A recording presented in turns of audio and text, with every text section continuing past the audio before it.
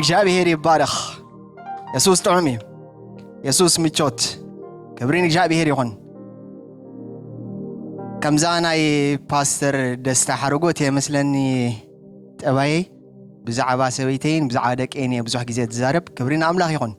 ሓደ ግዜ ራሂለ እንታይ ትብለኒ አብስመራ ኣብ ናይ ጸሎት ግዜ ስኒ እዛ መዝሙር እዚኣ ትዝመር እዚኣ ምስ ተዘመረት ኣንቲ ኣደየን ኣብኡ ብዙሕ ግዜ ዝገበራ ይኮና ናፍቲ ናይ እምነት ኣገልግሎት ወይ ካብቲ ጸሎት ሕጂ እዛ መዝሙር እዚኣ ምስ ተዘመረት ኣብ ዓይንኻ ከበድኩ ይኣኽለኒ ኣብ ዳውካ ካብተወገድኩ ይኣኽለኒ ኢሎም ይዘምሩ ናይሲ ኣኽለኒ ወስኸኒ ዳ ወስኸኒ ኢለን ከኣትን ሰበይቲ ኢላ ትዕለኒ ኣሜን ይወስኸልኩም ክብርን ኣምላኽ ይኹን ሃሌሉያ ቁርብተይ ዕፅቕ ዝበለት ትምህርቲ ኣነ ኢሎም ማዓንቲ ሸጥ ኣብሏ ማዓንጠኹም ክብርን እግዚአብሔር ይኹን ሃሌሉያ ካብ ነዊሕ ግዜ ኣብ ውሽጠይ ዝመላለስ ዝነበረ ቃል እዩ ስለዚ ሓቢርና ክንካፈሎ ኢና ነዊሕ ግዜ ሒዜዮ ክፀንሕ ዝኽእል ነገር የብለይን ኣነ ኣይክእልኒ ምስጢር ከይትነግሩኒ ሕራይዶ ክብርን እግዚአብሔር ይኹን ኣይክእልኒ ክብርን ኣምላኽ ይኹን ስለዚ እዛ ሓሳብ እዚኣ ካብ ነዊሕ ዝፀንሐት እያ ክንዛረብ ኢና ክዛረበኩም እየ ክትሰምዑ ኢኹም ክብርን ኣምላኽ ይኹን እወ ሃሌሉያ እሞ ንእሽተይ ንጸልይበሉ እንታይ ኢሉ ናይ እግዚአብሔር ቃል እታ ኣብ መሰዊኢ መጺኦም መባእ ክህቡን ከለዉ ጎይታ ኢየሱስ ክርስቶስ ይዕዘብ ነይሩ ይጥምት ነይሩ ብዙሓት እዮም ዝህቡ ነይሮም ብዙሓት ሓንቲ ካብኦም ከዓኒ መበለት ክልተ ለብጦን ወይ ከዓ ክልተ ሳንቲም ንዓና ብዝርዳእና ቋንቋ ሂባ ካብ ኩሎም ዝበዝሐ ከም ዝሃበት ከዓ ተዛሪቡ ጎይታ ኢየሱስ ንምንታይ እዩ እንተዳ ኢልና ኩሎም እኮ ሂቦም እዮም እቶም ዝሃቡ ካብቲ ዘለዎም እዮም ሂቦም ንሳ ግን ዘለዋ ዘበለ እያ ሂባ ክብርን እግዚአብሔር ይኹን ስለዚ ዘለና ዘበለ ክንህቦ ኢና ንጎይታ ንጸልይ እግዚአብሔር ይባረኩም ሃሌሉያ እግዚአብሔር አምላኽ ነመስግነካ ኣለና ጎይታናን ንጉስናን መድኃኒናን ንስኻ በይንኻ ኢኻ እሞ ክብሪ ንህበካ ኣለና እግዚአብሔር ጎይታ ሰራዊት አምላኽ ንስኻ ሕያው ኢኻ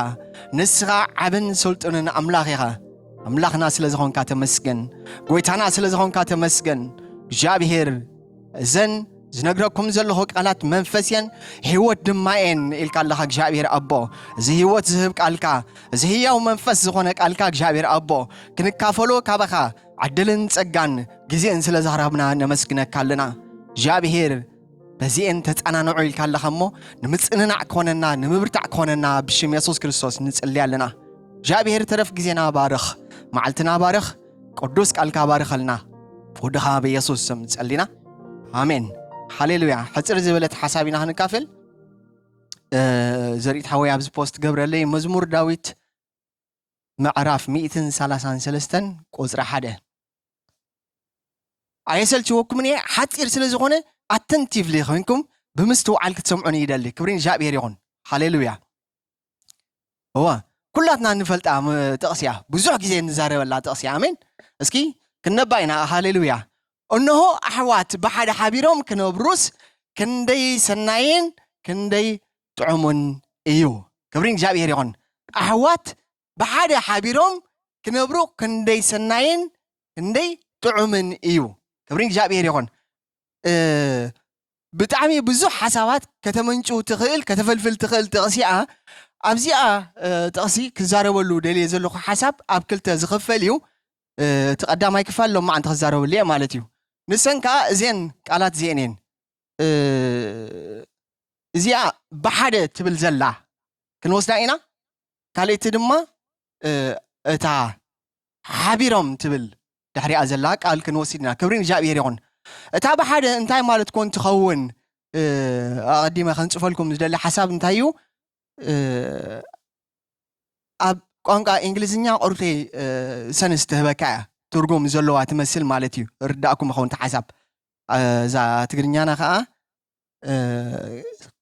ዘሪት ሓወይ ተምጻለይ ትኽእልታ ናይ እንግሊሽ እንታይ እያ ትብል ብሓደ ማለት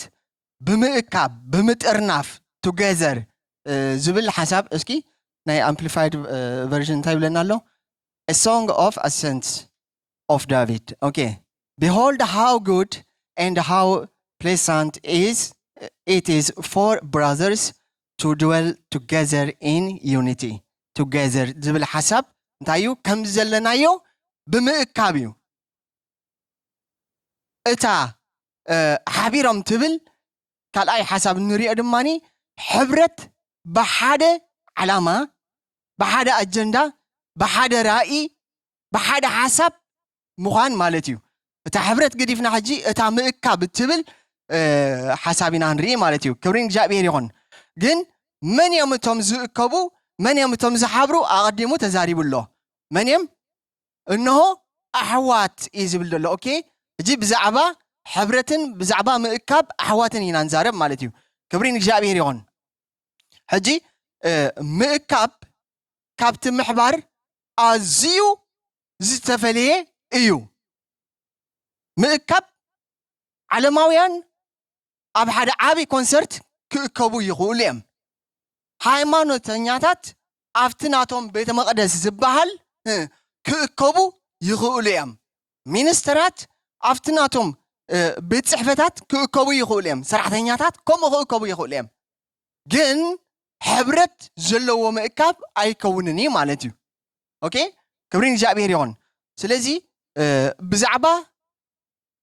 ምእካብ ናይ ኣሕዋት ብሓደ ምዃን ናይ ኣሕዋት ኢና ንዛረብ ማለት እዩ ክብሪ እግዚአብሔር ይኹን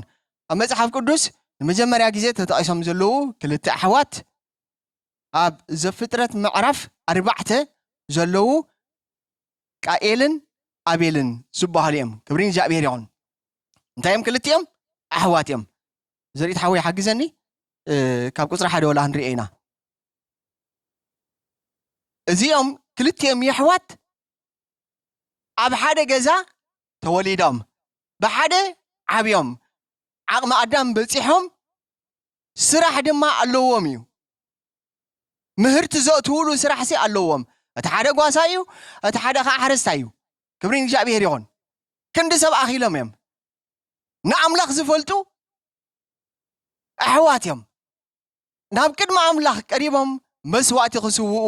ንሪኦም ኣለና ክብሪ እግዚአብሔር ይኹን ኦኬ ቀጽለለይ ዘሪቶም እንታይ እዩ ኣዳም ንሰበይቱ ሄዋን ምስ ፈለጣ ብረድኤት ኣምላኽ ሰብ ተቐቢለ ኢላ ወዲ ምስ ወለደት ሴት ኢላ ከም ዘውፅኣትሉ ሴት ድማ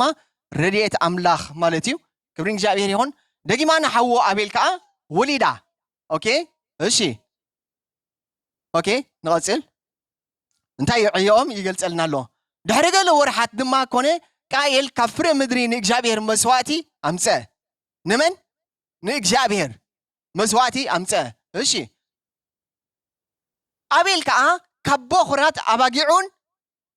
ካብ ስብሐንን ኣምፀ እግዚአብሔር ድማ ናብ ኣቤልን ናብ መስዋእቱን ባህ ኢልዎ ረአየ ክልቲኦም መስዋእቲ ናበይ እዮም ኣምፂኦም ናብ እግዚአብሔር ኦኬ ክልቲኦም እንታይ እዮም ኣሕዋት እዮም እግዚአብሔር ናበይ ይጠሚቱ ናብ ኣቤልን ናብ መስዋእቱን ቅድም ናብ ኣቤል ሽዑ ናብ መስዋእቱ ኣብዚ መፂኻ ምፅላይካ ኣብዚ መፂኺ ምዝማርኪ መጀመርያ ንዓኻ እዩ ዝጥምት እግዚአብሔር መጀመርያ ንዓኺ እዩ ዝጥምት ድሓሪኡ ነቲ ዝማሬ ድሓሪ ነቲ መስዋእቲ ዝርኦ ክብሪ እግዚአብሔር ይኹን መባን ዕሽር ነዋፅኣሉ ግዜ ምስ ኣኸለ ሙሌ እንታይ ኢልና እታ ሰበይቲ ዘለዋ ኩሉ እያ ሂባ እግዚአብሔር ናብኣ ይጠሚቱ ነቲ ውህብቶ ይኮነን ናብ ልቦም ይጠሚቱ ነቲ ብዙሕ ዝሃብዎ ይኮነን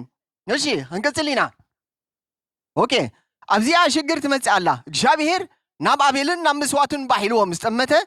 ናብ ቃኤልን ናብ መስዋእቱን ግና ባሂልዎ ኣይረአየን ኦኬ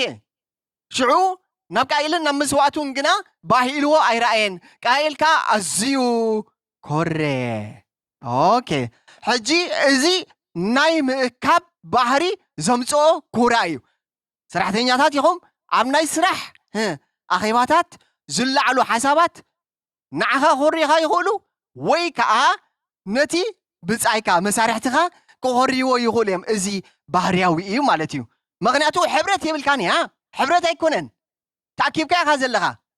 ስለዚ ዝተፈላለዩ ሓሳባት ስለ ዘሎ ኩሉ ሓሳባት ተቐባልነት የብሉን ካብቲ ኩሉ እቲ ዝተቀበልዎን ዝተሰማምዑልን ብማጆሪቲ ክትብሎ ትኽእል ወይ ከዓ ብስልጣን ደረጃ እንታይ ክኸውን ክጸድቕ ማለት እዩ ስለዚ ሓሳብካ ዘይምጽዳቑ ኩራ ከምጻልካ ይኽእል እዩ ክብሪ እግዚአብሔር ይሁን እሺ ስለዚ ምስ ኮሬ ገጹ ድማ ጸለመ ኦኬ እግዚአብሔር ከዓ ንቃኤል ስለምንታይ ኮሬኻ ስለምንታይ ከ ገጽካ ጸለመ እሺ ጽቡቕ እንተ ትገብርሲ ገጽካ ዶ ትኽ ኣይንበለን ጽቡቕ እንተ ዘይገበርካ ድማ ሓጢኣት ኣብ ኣፍ ደገ ትቀጽወካ ኣላ ሃረርታኣ ናባኻ እዩ ግናኸ ንስኻ ክትገዝኣ ይግባኣካ እዩ ሓውኻ ክገድኣካ እንከሎ ሓፍትኻ ክትወዳእክ እንከላ እዚ ምቅፃው ናይ ሓጢኣት ኣሎ ልብኻ ክቆስል እዩ ክትጉሄ ኢኻ ኣብ ቅድሚ እግዚአብሔር ንምቕራብ ዓቕሚ ኣይክትረክብን ኢኻ ስለዚ ቀልጢፍካ ከተዕርዮ ዘለካ ነገር ስለዝኾነ ምስ ሓውኻ ምዕራቕ እዩ ማለት እዩ ክብሪ እግዚአብሔር ይሁን እዚኦም ክልቲኦም ኣሕዋት እዮም ኢልና ኣለና ኣይትረስዑ ሕራይ ብዛዕባ ምሕባር ናይ ኣሕዋት ኢና ብዛዕባ ምእካብ ናይ ኣሕዋት ኢና ንዛረብ ዘለና ኣበይ እንሆ ኣሕዋት ዝብሎ ዘሎ መበቆላዊ ሓሳቡ እንታይ እንተዳእልና መን እዮም ኣሕዋት እቶም ህዝቢ ኣምላኽ ዝበሃሉ እስራኤላውያን ቶም 12 ነገድ እዩ ናኦም ፎካስ ብምግባር ይሁዲ ዛረብ ዘሎ ዳዊት ንህዝቢ ኣምላኽ እዩ ማለት እዩ ክብሪ እግዚአብሔር ይሁን እሺ ሕጂ ቃል ድማ ንሓዉ ኣቤል ተዛርቦ ንመን ንሓዉ እሺ ኮነ ከዓ ኣብ መሮር ከለዉ ቃኤል ንሓዉ ኣቤል ተንስኦ ሓዉ ምዃኑ ብንጹር ይዛረበና ኣሎ እዚ ሓሳብ እዚ ተዛሪብዎ ክፉእ ሓሳብ ንምንታይ ከምዚ ኮይኑ ንምንታይ ከምዚ ገበርካ ንምንታይ ዝብሉ ሓሳባት ኣልዒሉ ተዛሪብዎ ኣብቲ ዝርብ ዝነበረ ንኹርኡ ኣዝዩ ዘንህር ምልልስ እዩ ነይሩ ስለዚ ተንሲእዎ ኦኬ እንቅጽል ኢና ቃኤል ድማ ንሓዉ ኣቤል ተዛረቦ ምስ በለ ኦኬ እግዚአብሔር ከዓ ንቃኤል ኣቤል ሓውካ ኣበይ ኣሎ እግዚአብሔር ባዕሉ ሓደ ሓሳብ ኣቐሚጥሎ ሓውካ ኢልዎ እግዚአብሔር እውን ኣሕዋት ምዃኖም ተዛሪቡሎ ኦኬ ኣሕዋት ምዃኖም ተዛሪቡ እሺ ንሱ ከዓ ኦኬ ኣበይ ኣሎ ምስ በለ ንሱ ድማ ኣይፈልጥን ኣነዶ ሓላው ሓወይ ባዕሉ ቃኤል ድማ ሓዊ ምዃኑ ተዛሪቡሎ ብሩኻት ኣሕዋተይ ኣብዚ ምናልባት መንያ ምሳኺ ነይራ እንተደኣ ኢሎም ገለ ዓለማውያን ወይ እንተደኣ ኢሎም ምስ ሓደ ወዲ ትኸይድ ነርካ ርኤካ እንተደኣ ኢሎም ንሱ ሓውና እዩ ብጎይታ ሓውና እዩ ዝብል ልሙድ ምላሽ ኣለና ከምኡ ድማ ኢና የሕዋት ድማ ኢና ብጎይታ ኣሜን ክብሪ እግዚአብሔር ይኹን እስኪ ኣፍና ኸይጨኑ ኣሜን እወ ብጎይታ የሕዋት ኢና ክብሪ ንእግዚአብሔር ይኹን ስለዚ ሓውካ ኢሉ እግዚአብሔር መሊሱ ነጊሩሎ ባዕሉ ድማ ቃኤል ሓላው ሓወይ ደ ኢሉሎ ስለዚ ሓው ምዃኑ መስኪሩ ኣሎ ኦኬ ሕጂ ሽግር ዝመጽእ ዘሎ ግን ኣሕዋት ምዃንናን ዘይምዃንናን ኣይኮነን ናብዚ ምምፃእና የሕዋት ምዃንና ዘመስክር እዩ ግን እንታይ እዩ ዘኾርየካ እንታይ እዩ ዘኾርየኪ ሽዑ ድሕሪ ምኹራይካ ዝነበረካ ርክብ ከምቲ ዝነበሮ ኣይኮነን ምክንያቱ ሓላው ሓወይ ደ ክትብል ሓውኻ ድሕሪ ምቕታልካ እንታይ እዩ ብዘይ ሓዊ ኮይንካ ኣለኻያ ውድያ ተፈላለኻ ኣለኻ ሞይቱ እንድዩ ቃኤል እኮ ብእኒ ዝነብር ነይሩ ድሓር በቃ ኣቤል ኣይነበረን እሺ ስለዚ ቀተልቲ ኣሕዋትና ኣይንኹን ብምንታይ ብሓሳብ ብምንታይ ብግብሪ ብምንታይ በካይዳ በቃ እሺ ንቐጽል እግዚአብሔር ከዓ ንቃኤል ኦኬ ንሱ ከዓ እንታይ ጌርካ ኢኻ ድምፂ ሓውካ ካብ ምድሪ ናባይ ይጠርዕ ኣሎ እቲ በዳሊ ሓውካ እታ በዳሊት ሓፍትኺ ኤላም የብልኩምን ኣይትበድሉ ኣሕዋትኩም በቃ ውሽጥኻ እኮ ይነቕፈካ እዩ መንፈስ ኣምላኽ ከም ዘለካ ሰብ ሰናይ ይስማዓካን እዩ ጽቡቕ ይስማዓካን እዩ እንድሕር ንሓውካ በዲልካዮ ሓፍትኻ በዲልካዮ ድማኒ ደስ እንተዳእ ዝብለካ ሃልዮ ኮይኑ ርእስኻ ምምርጋር የድሊ ክብሪ እግዚአብሔር ይኹን ኢየሱስ ክርስቶስ ወዲ ኣምላኽ እዩ እስኪ ሓቢሮም ቶም ህዝቢ ድማ ኣሜን ክብሪ እግዚአብሔር ይኹን ሃሌሉያ እሺ እዚኦም ንዛረበሎም ዘለና እንታይ ዓይነት ኣሕዋት እዮም ብሓደ ዝእከቡ ዝሓብሩ ይኮና ንዛረብ ዘለና ዝእከቡ ንስኹም ሕብረት እንተደኣ ሃልይኩም زحساب زي أنا عهم تملكت هايكونتن بزعبا زؤكو سباتنا نزارب زلنا كبرين جابيريون هاليلويا أوكي أب قدامي يوحنس حنت حساب الله زريت حوي أبو يوحنس وانجيل معرف 14 قصر إسران حدن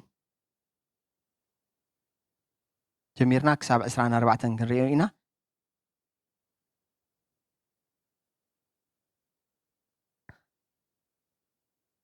وانجيل يوحنس معرف 14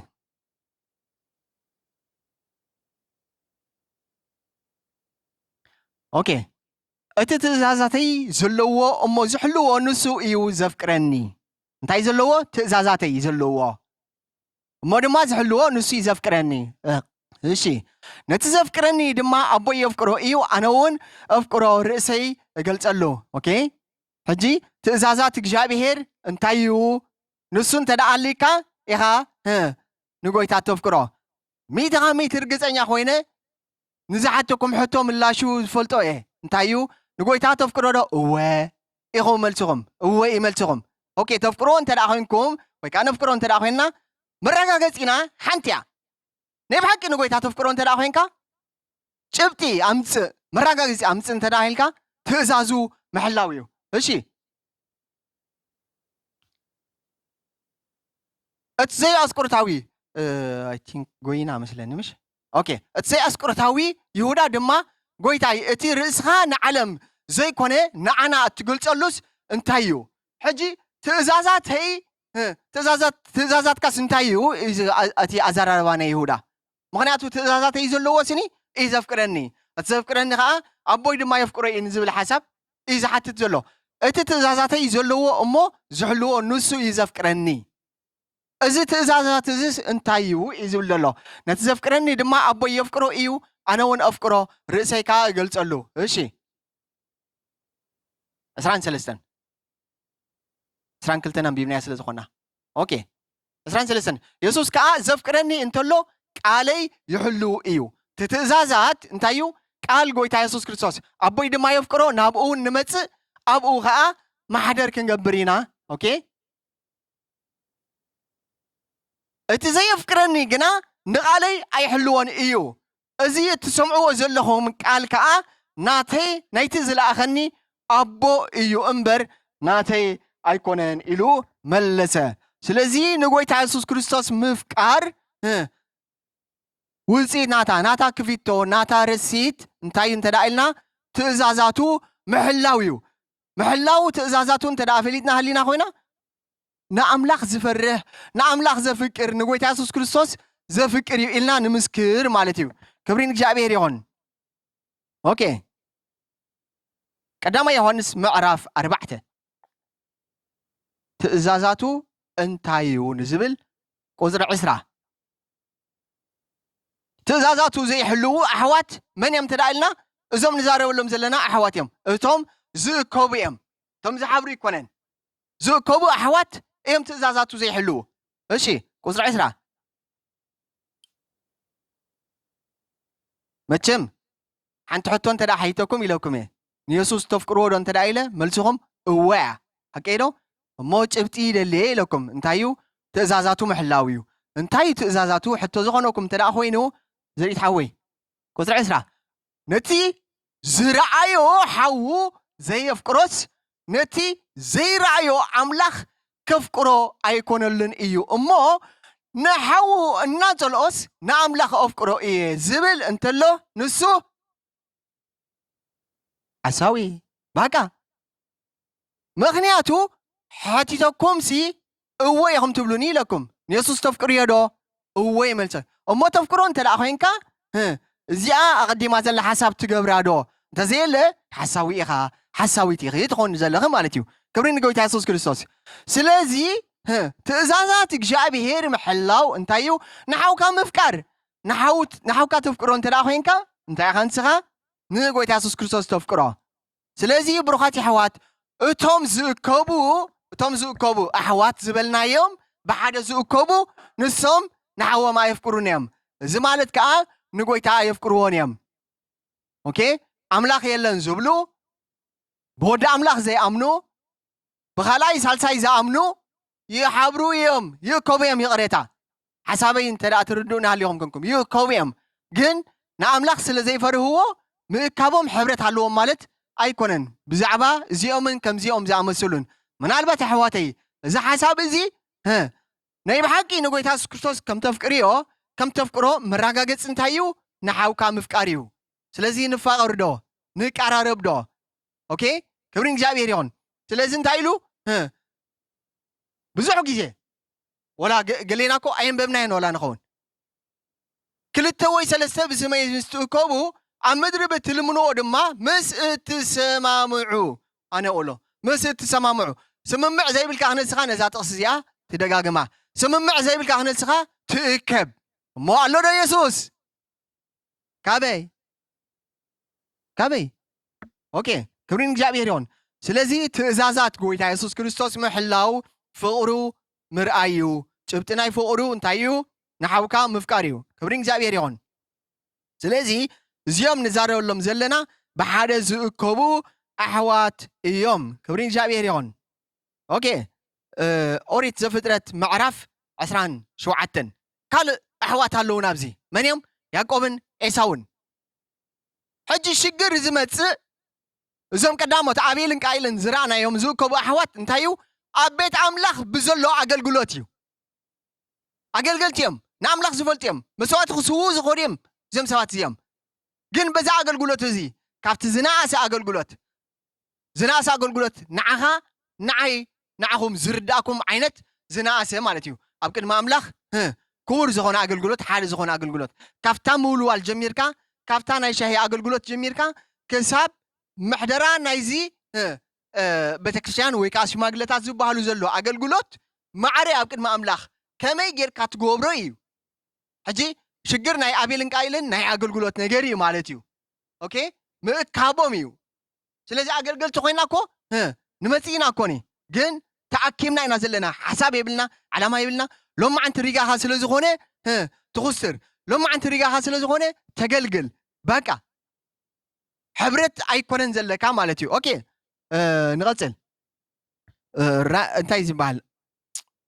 زفترة معرف أسران شوعتن بزعبا إيساون يعقوبن زول حسب انتهي يوم زيوم ساعات زيوم بحادة يوم زنبرو إلنا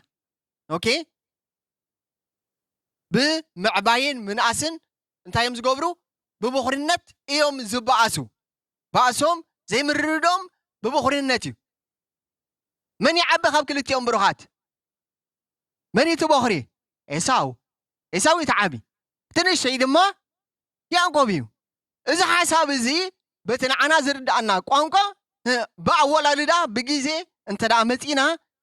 ولا حنتي ذكر آخر نجار يبلون إيه ساويو سلازي نبخرنا تخشت ألون كله شعو يعقوب عب خوين مالت أي كونن كم يجرو ندجنا ناب كبد ديو أشيلو خلا يجزا خول ديو كم تي نكدي مسؤولو كم يكونن برخات أي تلوتنيا تابخرنا مشات انتهيا بلوت مهان مالتي بزعبا بخرنا تزبل حدا جيزة حساب تخافين نيرنا نوح جزاس لزخون أيذكرون يهم تذكرون تخون أيبلوكم أيذكرون يهم معناتنا إذا حلف قدام نذكروننا I don't know أي مثلاً كبرين جابي هريون سلازي بروحاتي حواتي بلوت مهان مالتيو بلوت زنبرة إساو نتا بلوت النت ناتو نياقوب شيء تلو أوكي بمنتاي بعدس بقي حسافي أوكي جن يعقوب انتاي جيرو دما أتاليلو ازيوم يحواتيوم أب حدا بيت يوم زنبرو بحدا معابيوم حدا أبولوهم حنت الدلاتهم جن أتاليلو شعو دماني بروخات يحواتنا إن التالل أين شكعيهم إيه بلوس مسيل كاتر راي السخاء قدامي مسيل كاتر راي تدلين ترى أخينكا وخاتكم عبيك هون زد اللي قالوا نسو تحتي بالي عبي أبرسها السخاء نوح مسيل كا خمشلا كتراي انت دا خوينو وانشف دم مالو إيو كتحت كتكيل عليكا كبرين جابيرون متحاتيو كبرين جابيرون سلازي مئكاب يحوات زي محبار يمتص مالتيو مئكاب حبرت يبلون عبز ممساهم حبرت انت دازي له زي ممساي حايش بقى كبرين جابيرون أبكن ما مدخني بحكي حبرت كلونا حدنت كلونا حدا راي كلونا حدا علامة كلونا إيوه أقداسي شعوي جابير بمنفسو أمونغنا كبرو زقلت شعوي ونحنا اليوم كريستيانات يوم نحنا كريستيانات هنا يلوم ديهم دك مزامرتو يا أكيدهم أزرربهم أنا وبرهم نكرايست زمت سلسلة زنبرة زياتهم كريستيانات يوم يلوم بقى كم يلوم ده مسكرولنا أبدا جاي مسكرول كادو إيه أجوهم شو ما يتباسوا أي مسكرول كانيم يبل كان حبرة مسحواتك مسحفتغي مسحوغها حبرة يلن حادنت يلن حاد رأي يبلنان كبرين جابير يون سلازي انتايو باقل قلت تتشاقا تباس بلوس مسيل كات الرأي حدا خفتو بلوس نت انتايو كوين سمعكي نسخا كل جزء عبز مقلقالكا بينها بلوت كل جزء حامس مركابكا بينها بلوت كل جزء نشاقل قلت مهلاوكي نسخا بينها بلستي كل جزء قلعت محلاوكا نسخا بينها بلوت يلن كومو بلوت تباه نجر يلن بقى أبرزها يومو أبغى يتاجن كومو أيكونن بروحات يسوع كريستوس ودا أملاكيو تم هزبي دم حبيرهم آمين اسكي نتاخس لنا آمين يسوع كريستوس ودا أملاكيو أوكي وانجيل لوكاس معرف عسرته عبزي قال أحوات تبلنا نايودات رايت كيت مسلك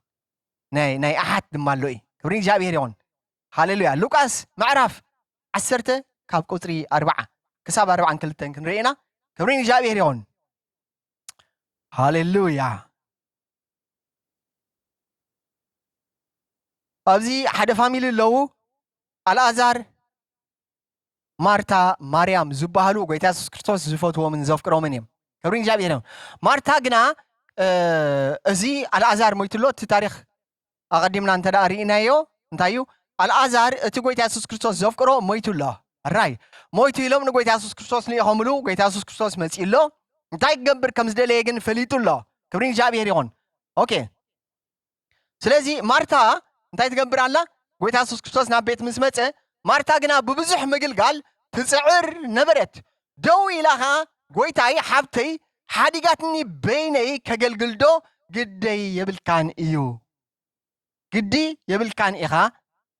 امبارك كدق فني نقرب لتو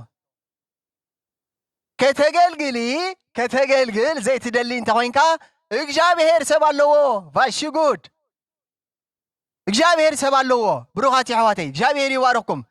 مخنياتو تتقلقلو زلخا على مخان تايون تدائلنا اجابير باحكولو بأقلقلوتكا كخبر نجابير كتحقوسون تلا خوينو أقلقل يمان تسقام مرأي يدلينيو بمسرح كات رأي السرحو سبات بمقلقال كات رأي زقلقلو سبات زغنو باخا ألو ختنسالكا إجابير بأقلقلوتنا سبات برافو أجوغا كبلغا متصبعي كسارا إيو سبكم إلكاي وسخلكاي وقدللكا صبوي انكرج كنقابر كنتاوعنا حدنا ميت خميتي يسامع لي صبوي اوكي نسخا مباركا نجابي هيرن نرسخان تراي متمات دا يزدلي كامبر يمان صقامكا حوها حفتخا انتا جيرا اقداسي يكون نعها لوتي ايمصال كانيو تخولو ترايخا تكبر زلكا لعامها كتكبر يبلكان ايه اجابي هير سبالو كبرين قوي يسوع كريستوس اوكي ماشي نغطي نعمل حسب 4 حدن اوكي يسوس لما مارتا ببزوح نجر تجنقن تقوهين اللغي السي مارتا حفتي مارتا قوالي بزوح أقلقلو تقلقل اللغي ديو إلوا تقلقل كم زلاكو يفلتيو نا أقلقلو تقاومو يلن كشنا مخشان آتيا زخونا أقلقلوت مقلقل this is wonderful ጽቡቅ እዩ ንጎይታ ኢየሱስ ክርስቶስ ሰርቭ ምግባር ብሉጽ ነገር እዩ ብሩኻት እግዚአብሔር ይባርኩም ከምኡ ትገብሩ ሰባት ዘሎ ነገር ግን በቲ አገልግሎትካ ባሂልካ ዲኻ ትገብሮ እናተጨነቕካ እዚ ተሓሳብ እናተጨነቕካ እንተ ዳ ትገብሮ ኮይንካ ክልተ ነገር ዘሪታዊ በዓል እንተ ዝብላ ደስ ይብለኒ ከይበላሸዋ ለከም ትጸመእከው እንታይ ኤሳው ጻዕርኻ ንኾንቲዩ ተባሂሉ በቃ ከምኡ ኢሎም ብቋንቋ ግእዝ ዝዛረቡ አቦታት ኦርቶዶክስ ስለዚ ጻዕሪ ኤሳው ከንቱ እንተ ዳ ነይሩ ጻዕርኻ ከንቱ ከይከውን ብሩኽ ኣይትጨነቕ እንታይ ዘጨነቕ ኣለካ ግበሮ ባሂልካ እዛ ገዛ እዚኣ ክትኩስትራ ጀሚርካ ፍርቂ በፂሕካ ደኺምካ በቃ ወይ ጽባሕ መፂኻ ትምላኣ ወይ ንዓ ወይ ሓፍተ ኢልኩም ንተሓጋገዝ ወይ መልእ እያ መላእያ ኢልካ ትኸይድ ከምኡ እዩ እንተ ዳ ትጭነቕ ኮይንካ ክልተ ክሳራ ሓደ ኣብ ጎይታ ዓስቢ የብልካን ካልኣይ ንስኻ ሰላም የብልካን እናጉረምረምካ ኢኻ ትገብሮ ኢየሱስ ክርስቶስ ወዲ ኣምላኽ እዩ ሃሌሉያ እሺ ኦኬ ክብሪ እግዚአብሔር ይሁን ከም ናይ ኤሳው ንኾንቱ ጽዒራ ማርታ ክብሪ እግዚአብሔር ይሁን እሺ ወንጌል ዮሐንስ ምዕራፍ 11 ተመሳሳሊ ዛንታን ሓሳብን ታሪኽን እዩ ክዛረበሉ ደልየ ዘለኹ መልእኽቲ ግን ኣለዎ ክብሪ እግዚአብሔር ይሁን ካብ ቁፅሪ 20 ጀሚርና 20 21 22 ከነንብብ ኢና ክብሪ እግዚአብሔር ይሁን ኦኬ ማርታ ምምፃእ ኢየሱስ ሰሚዓ ክትቅበሎ ወፀት ካበይ ካብ ቤታ ኢየሱስ ክርስቶስ ይመፅእ ኣሎ መፂኻ ለይዶ ክትብል ወፂ ኣላ ክብሪ እግዚአብሔር ይሁን ሃሌሉያ ኦኬ ማርያም ግና ኣብ ቤት ተቐሚጣ መቐማጥ ኣሎ ገለ ነገር ይመፅእ ኣሎ ኤክስፔክት ትገብሮ ነገር ትጽበዮ ነገር ኣለዋ ተጸበይ እሺ ማርታ ምምፃእ ኢየሱስ ሰሚዓ ክትቀበሎ ወፀት ማርያም ግና ኣብ ቤት ተቐሚጣ ነበረት ሽዑ ማርታ ንኢየሱስ ጎይታይ ኣብዚ እንተትነብር ግዲ ሓወይ ኣይምሞተን ነይሩ እንተትነብር ሓዝዋ ኦኬ ንቐፅል ግና ሕጂ እውን ካብ ኣምላኽ ዝለመንካዮ ዘበለ ኣምላኽ ከም ዝህበካ እንተትነብር ኢላ ሕጂ እውን ካ ትብላላ ዘይኣማኒት ምዃና ዘርኢ ማለት እዩ እግዚአብሔር ከም ዝሰምዖ እንተተኣምን ነይራ እንተትነብር ኣይንበለቶን ንስኻ እንተትነብር ኣይንበለትን ክብሪ እግዚአብሔር ይሁን እራይ እሺ ግናኸ ኦኬ ኢየሱስ ድማ ሓውኪ ክትንስእ እዩ በላ ኦኬ 24 ማርታ ድማ በታ ዳሕረይቲ መዓልቲ ራዩ እንተትነብር ኢላ እግዚአብሔር ከም ሰምዓካ ትብላላ ክትንስእ ኢልዋ ስኒ ሕጂ ዘይኮነስ በታ ዳሕረይቲ መዓልቲ ኸ ትብላላ ክብሪ እግዚአብሔር ይሁን እዚ ከምዚ ዓይነት ኣገልግሎት ዘገልግል ዝተኣከበ ሰብ ፋሕ ብትን ዝበለ ሓሳባትን ራእይን እምነትን ዘለዎ ይመስል በቃ ንኽዕረ ብጣዕሚ ኣሸጋሪ እዩ ግን ደስ ድብለካ ነገር እንታይ ኣሎ እዚ ኩሉ ጉዕዞ ምስ ጎይታ ኢየሱስ ክርስቶስ እያ ትኸዶ ዘላ ኣብቲ ሕብረት ኣሸጋሪት ሰብ እያ እኮ ግን ቀጻሊ ምስ ጎይታ ኢየሱስ ክርስቶስ ምዝራብ ኣለዋ ናታ ሓሳብ እናወደቐ እናፈረሰ ይኸይድ ናታ ሒዛ ትመፅእ ኩሉ ግዜ ናታ እቲ ጎይታ ዝብሎ እኮ ንኽትቅበሎ ብጣዕሚ እያ ትሽገር እንተትነብር ትብል በታ ዳሕረይቲ መዓልቲ ትብል ተገልግል ከም ዘላ ትዛረብ ግን ዘለዋ ሓሳባት እንታይ ይኸውን እናወደቐ ይኸይድ ኩሉ ግዜ ከምኡ ኮይንና ኢና መፂና እናተፀረብና ንፅረብ ኣለና ክብሪ እግዚአብሔር ይሁን ኣብ ዘለናይ ክንበፅሕ ዋ ንብዙሓት ሰባት ኣሸጊርና ኢና መሸገሪ ነርካ ኢኻ ዘርእተይ ክብሪ እግዚአብሔር ይሁን ዘርእተይ ለዮ ስኻ ድማ ከምኡ ኢኻ ማለት ንስኺ ድማ ከምኡ ክብሪ እግዚአብሔር ይሁን ሃሌሉያ ቁፅሪ 27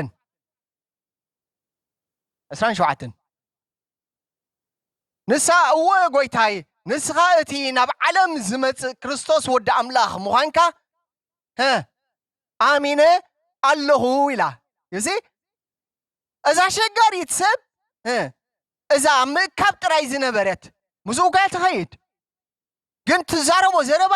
ኣብ ሕብረት ዘይኮነ ኣብ ምእካብ ዝርከቡ ሓሳባት እያ ትዛረብ ነይራ ኣብ መወዳእትኡ ግን እንታይ ኮይና ኣሚና በታ ዳሕረይታ መዓልቲ ከም ትመፅእ በቃ ንስኻ እቲ ናብ ዓለም ዝመጽእ ክርስቶስ ወዲ ኣምላኽ ምዃንካ ኣሚነ ኣለኹ እዚኣ ጅኒን ዝኾነት ምድሓን ትበሃል ክብሪ እግዚኣብሔር ይኹን እዚኣ ትኽክለኛ ምድሓን ኢየሱስ ክርስቶስ ወዲ ኣምላኽ ምዃኑ ምእማን እዩ ምድሓን ክብሪ እግዚኣብሔር ይኹን እስኪ እቲ ህዝቢ ድማ ኣሜን ትቃል ሕጊ ክንበብ ከሎ እቲ ህዝቢ ኣሜን እዩ ዝብል ክብሪ እግዚኣብሔር ይኹን ሃሌሉያ ኦኬ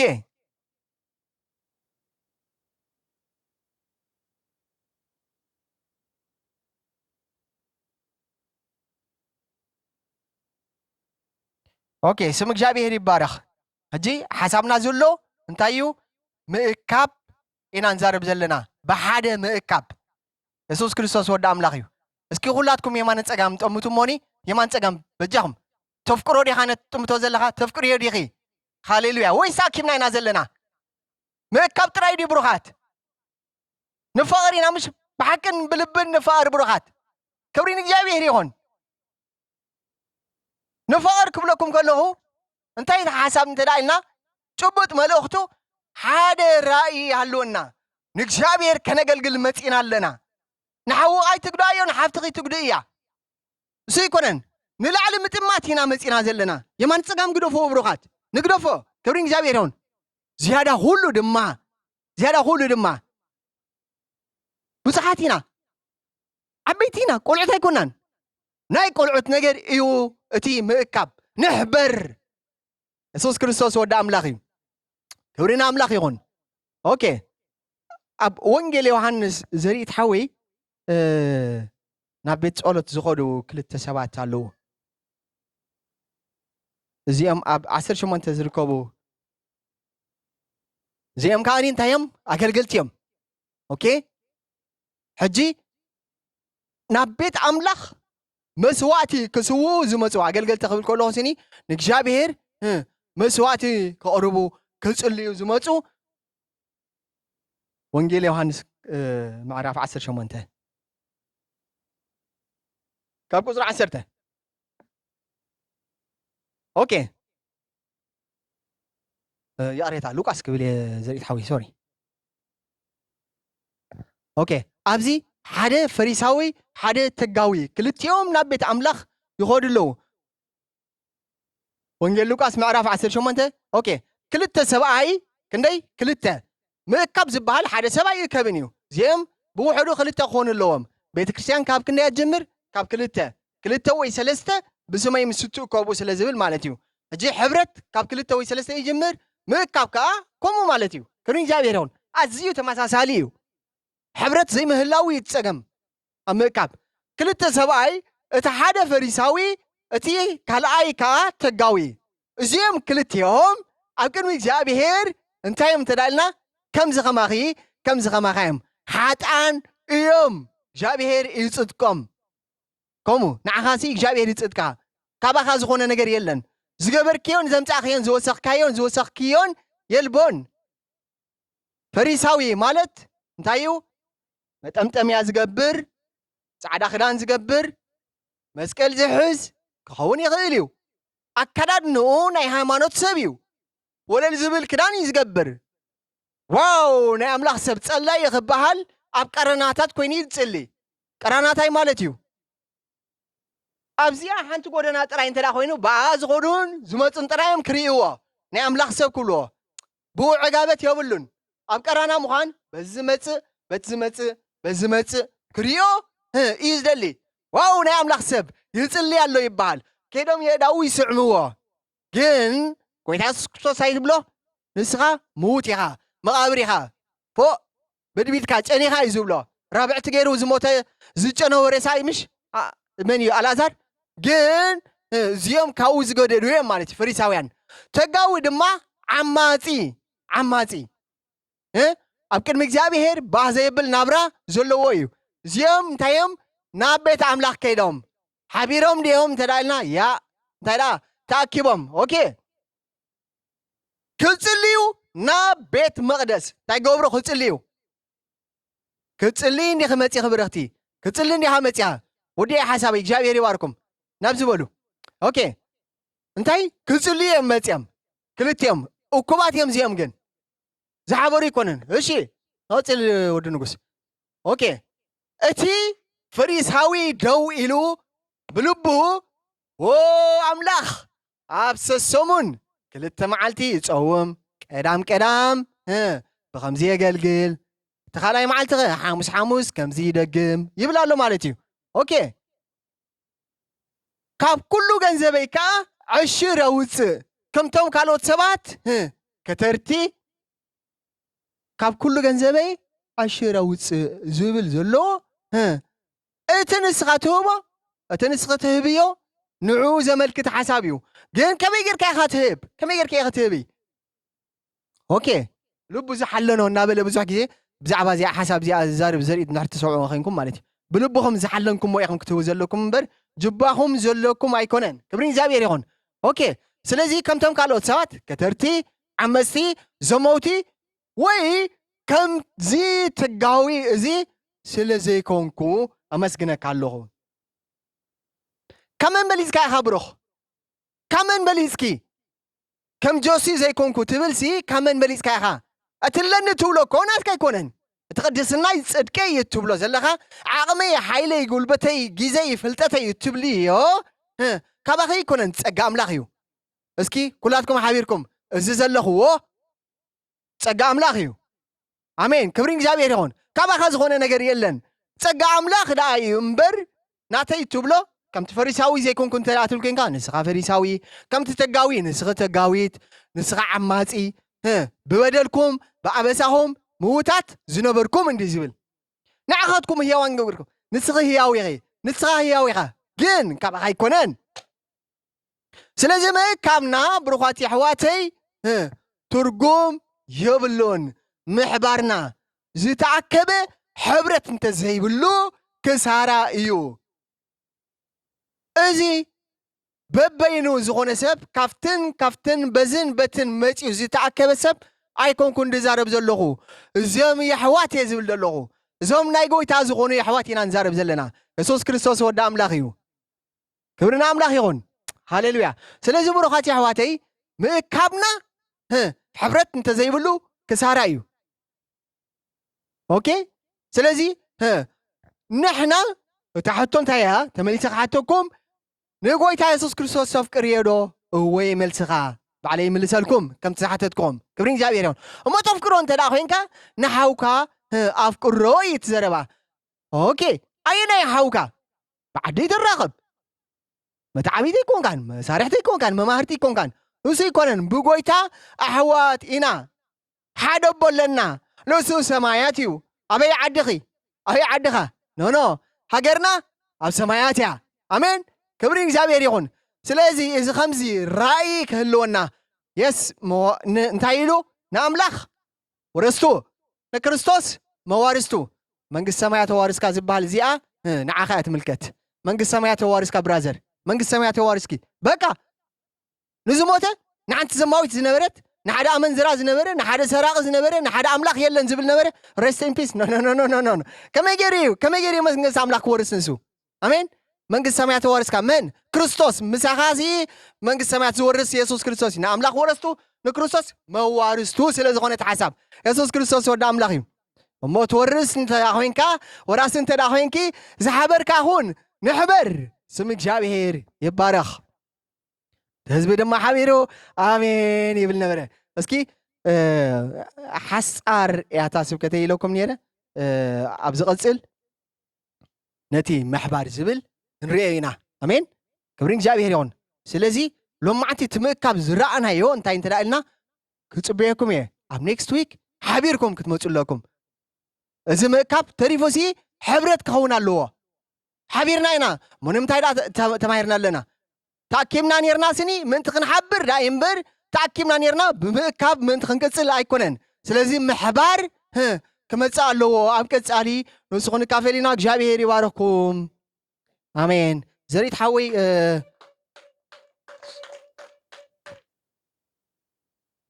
ክብሪ እግዚኣብሔር ይኹን ሃሌሉያ ባርኾ ንስምካ ኩሉ ግዜ ባርኾ ንስምካ وكل جزي بارغون اسمك عن كل جزي بارغون اسمك حيلي اسكبولو هاللويا حيلي اسمك نعيه وتي كوري اسمك السلماتي حيلي اسمك نعيه وتي كوري اسمك السلماتي نعغي زفكر